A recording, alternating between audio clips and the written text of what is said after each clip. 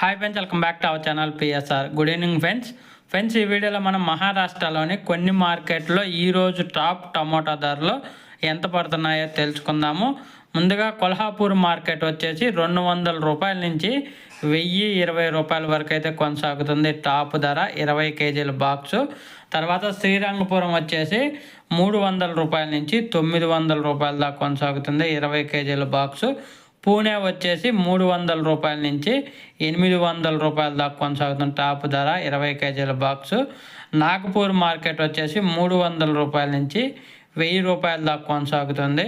అలాగే ఇంకా ముంబై వచ్చేసి 300 రూపాయల నుంచి 850 రూపాయల దాకా అయితే కొనసాగుతుంది టాప్ ధర ముంబై మార్కెట్లో. ఇక్కడ మహారాష్ట్రలో అన్ని మార్కెట్లో అయితే 20 కేజీల బాక్సులు మాత్రమే ఉంటాయి.